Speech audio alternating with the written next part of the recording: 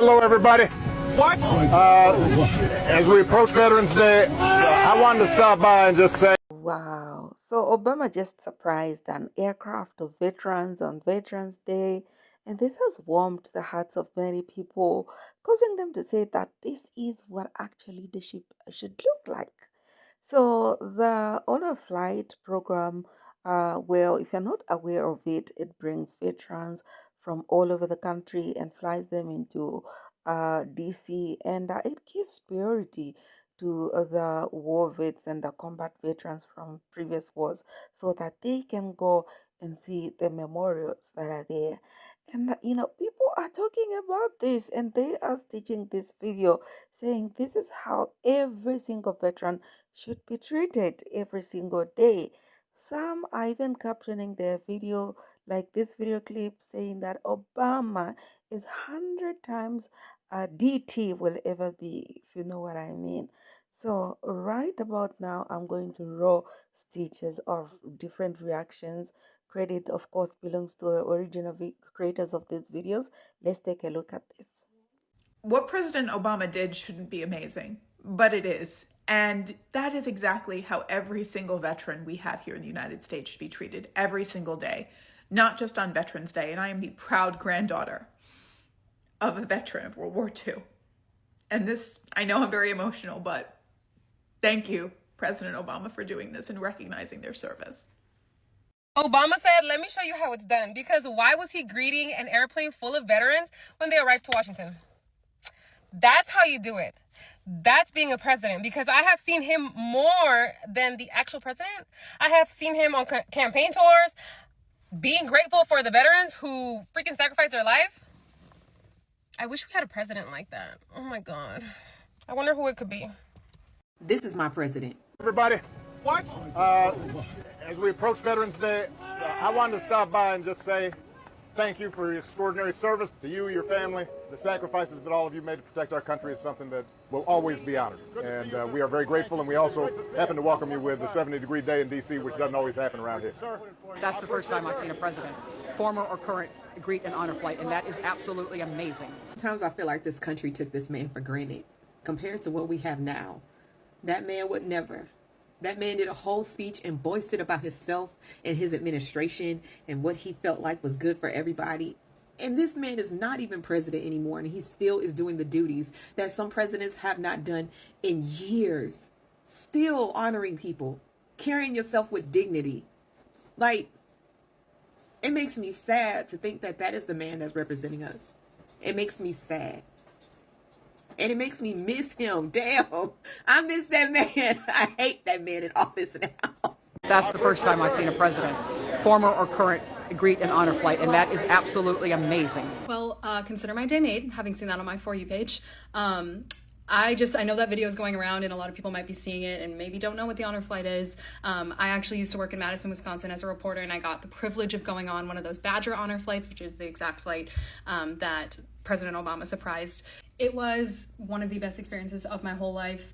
It's really, really amazing what Badger Honor Flight does and all the honor flights that happen around the country for these veterans. And the way that they treat them was so impressive to me. They're so kind, so accommodating, so supportive. If you don't know what the honor flights are, if you maybe have never heard of them, it's really cool. It's basically a whole day ordeal. They start at like 5 in the morning. They leave from the airport, fly them out to Washington, D.C., a bunch of veterans, take them to all the monuments that are there to honor them, so they get to see them all. And then also, like, kind of the cool part about it is they do these big welcomes. So like when they get to the airport in D.C., they have a big welcome for them. And then when they get back home, they also have a huge welcome party for a lot of these Vietnam vets. They never got that when they came back, so it's really emotional for them. So yeah, I just want to say Happy Veterans Day, and just praise to Badger Honor Flight. Hello, everybody.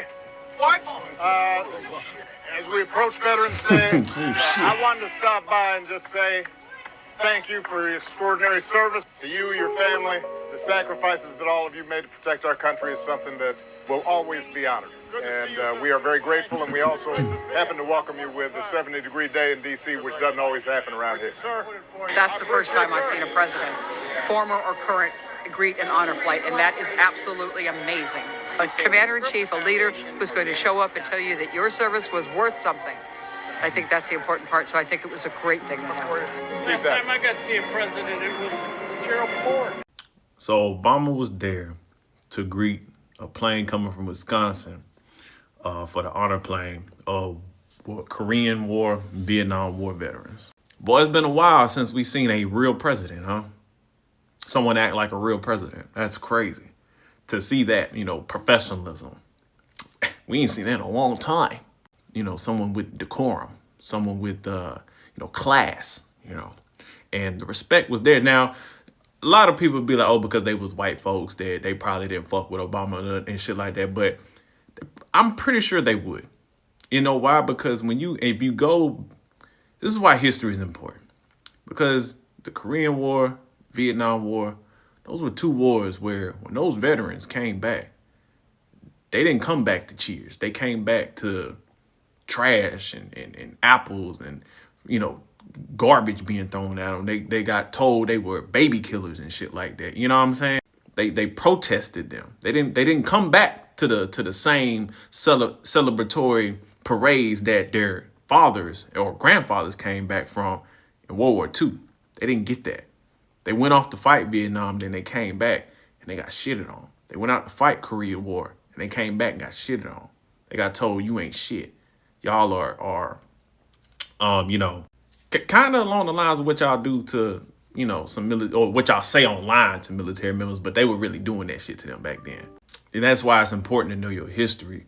And if you go and you study and you watch documentaries, read books about, Vietnam, Korean War vets, they kind of feel like, it was all for naught, So to have someone come, the former president come and recognize what you did, I'm sure even the most racist motherfucker in there, that meant something to them, And you watch the full clip, a lot of them were saying like, to have someone like that recognize the war they went to go fight means the world, because they still did go over there and lost brothers, you know what I'm saying? And one of the most brutal, deadly, conflicts of modern times that we did do.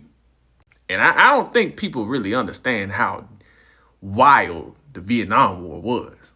And especially on one end, you had the population that felt like, oh, well, y'all suck because y'all lost the war in Vietnam. And then you had the other half of the population that said, oh, y'all were over there committing genocide because you dropped more bombs in Vietnam than in World War II and, took out over 4 million, Cambodians, Laos and Vietnamese and stuff like that. So, yeah, I'm glad they got their recognition from a real president. We've been in a clusterfuck of a nation and leader after leader who has either been incoherent, accused of having dementia, not been in his right mind for so long. I forget what a real human leader looks like. As we approach Veterans Day, I wanted to stop by and just say thank you for your extraordinary service. To you, your family, the sacrifices that all of you made to protect our country is something that will always be honored. It's Veterans Day, and we have two scenarios happening right now. We have President Barack Obama, which did the stately thing to do, which was greet veterans and surprise them on a flight. Then we have Donald Trump, who doesn't know the words to God Bless America. God bless America, land that I love. Stand beside. Tells the veterans that they should die without complaining. Dear God, he said, we ask only this, that if we die, we must die, and we as men would die without complaining, without pleading. And is just basically running this country into the ground. And I say this because since 2016, really, our nation has been one dumpster fire after another of not really having faith in a leader, not really believing in a leader, in his capacity to lead, in his coherency, whether he's mentally sound.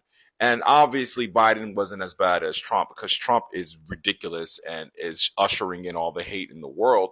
But under Biden, still, we still were like, do you know where you're at? Do you know what you're doing? And that was evident when he didn't let Kamala Harris run from jump and, did the whole presidential election. But seeing Obama greet these veterans and seeing how happy they were and seeing how he speaks to people, regardless of race, regardless of religion, regardless of class, and seeing how we have Dementia Donnie in office and seeing how he speaks about poor people, how he speaks about black people, how he speaks about anyone who isn't his billionaire friends or the ladies with their faces too shot up with filler at Mar-a-Lago. It just sucks. It sucks not to be inspired by a leader. Not to say politicians actually ever really give a fuck about us in the way that I want it to be, but there's still something to be said about believing in someone. This is why Zohran Mamdani won the New York election. There's a certain aspect of believing in him and ushering in change and believing that he'll fight for the people and believing that he understands what it means to be an average New Yorker.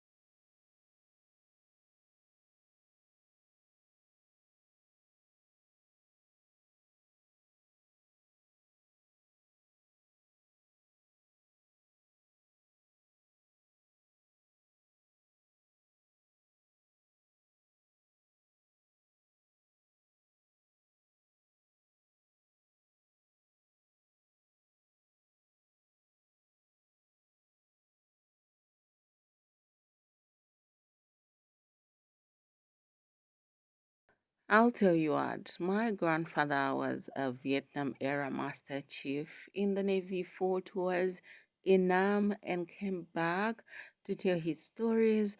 Not that he ever really did. The only Master Chief I knew was from Hello. So I never really connected the dots for what 27 years in the Navy really meant. I went through basic training and we were prepping for graduation when one of my drill instructors asked if anyone had any high ranking members of the military who was coming. I reluctantly raised my hand and asked if Master Chief counted. They smoked the shit out of me and called me stupid in words I didn't know could be combined. Graduation day rolls around, and there is my grandpa wearing his leather vest with his war decorations, sat up in the front row in the comfortable seats. My DSs respected no one, but he seemed to command their respect. Even the commander saluted him. The toughest databases that I had ever met up to that point in my life treated my grandpa like he was capable of bending nails one-handed. I had never seen my grandpa interact with military members prior to that. He didn't act like the nice, quiet old man who would spend hours trimming up his garden. He held his head high, chest out, and lost that forward lean he had developed in his older age. just for an hour or two, I developed a new respect for him that day. When I got back from my deployment, we shared some stories with each other of what our experiences at war were like. He opened up to me about some of the horrific things he went through. I hadn't really understood his fears of fireworks and his hesitance to want to go shoot guns until we sat by a fire and hashed it out over some beers. He died a year later. Agent Orange had gotten to him, and the cancer was spreading too fast. I miss him constantly. I truly got the golden age of war 40 years before, and I would have been loading fish hooks into shotgun shells to slow down the charge of a Viet Cong. 6 years later, and hearing drones in the sky would have set off my PTSD.